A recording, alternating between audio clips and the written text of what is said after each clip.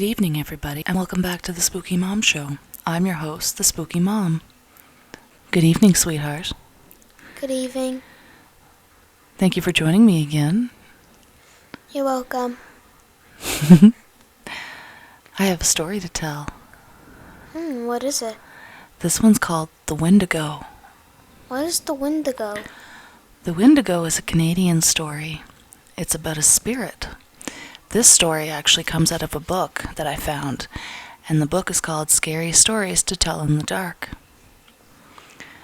This was actually written and published, and it's one of my favorites. Would you like to hear it? Yes, please. You do know that tonight is Halloween, right? Yes. All Saints Night. Yep. Samhain. You know, the spirits roam with us tonight. Yep. They come to join us. Do you think they would like to hear the story? Yes. Okay. The Wendigo. A wealthy man wanted to go hunting in a part of northern Canada where few people had ever hunted. He traveled to a trading post and tried to find a guide to take him, but no one would do it. It was too dangerous, they said. Finally, he found a Native American who needed money badly, and he agreed to take him. The Native American's name was DeFargo. They made camp in the snow near a large frozen lake. For 3 days they hunted, but they had nothing to show for it. The third night a windstorm came up. They lay in their tent listening to the wind howling and the trees whipping back and forth.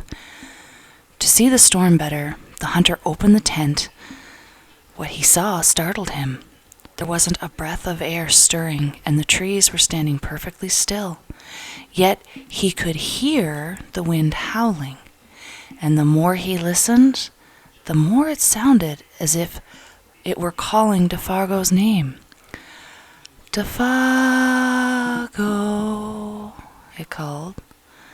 DeFargo. I must be losing my mind, the hunter thought. But DeFargo had gotten out of his sleeping bag. He was huddled in a corner of the tent, his head buried in his arms. "What's this all about?" the hunter asked. "It's nothing," DeFargo said. But the wind continued to call him, and DeFargo became more tense and more restless. DeFargo, it called. DeFargo. Suddenly he jumped to his feet and he began to run from the tent, but the hunter grabbed him and wrestled him to the ground. "You can't leave me out here," the hunter shouted. Then the wind called again, and DeFargo broke loose and ran into the darkness. The hunter could hear him screaming as he went. Again and again he called, "Oh, my fiery feet, my burning feet of fire!" Then his voice faded away, and the wind died down. At daybreak, the hunter followed DeFargo's tracks in the snow.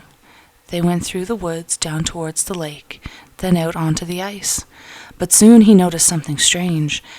The steps DeFargo had taken got longer and longer.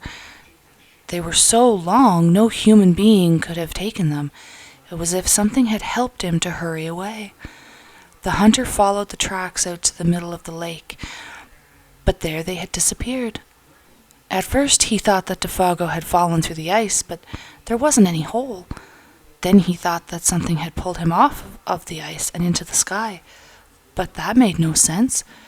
As he stood wondering what had happened, the wind picked up again. Soon it was howling as it had the night before. Then he heard DeFargo's voice. It was coming up from above, and again he heard DeFargo screaming, "My fiery feet, my burning feet!" But there was nothing to be seen. Now the hunter wanted to leave that place as fast as he could. He went back to camp and packed. Then he left some food for DeFargo and he started out. Weeks later he reached civilization. The following year he went back to hunt in that area again. He went to the same trading post to look for a guide.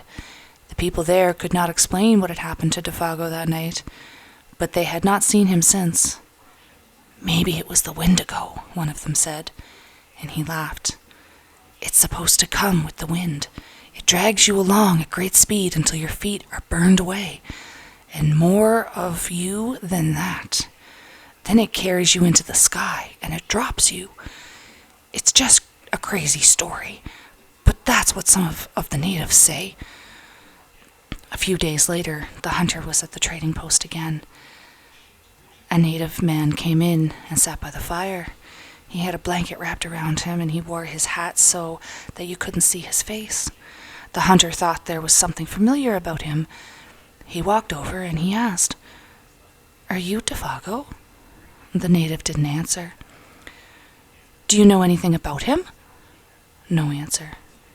He began to wonder if something was wrong, if the man needed help, but he couldn't see his face. "Are you all right?" he asked. No answer.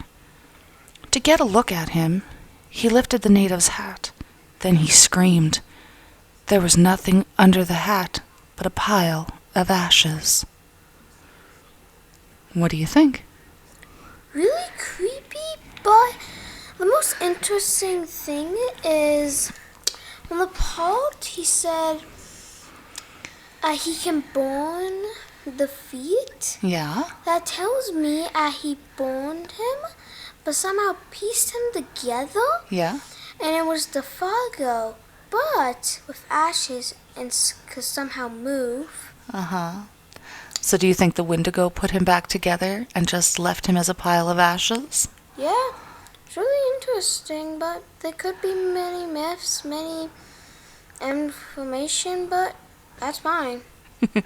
I like the way you think, Dragon. That's awesome.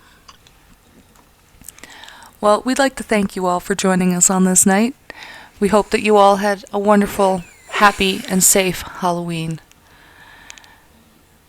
If you like our stories, please comment, subscribe, and let us know in the comments what story you'd like to hear next. Remember, stay spooky, everybody. Spooky Mom loves you. Especially today. It's Halloween.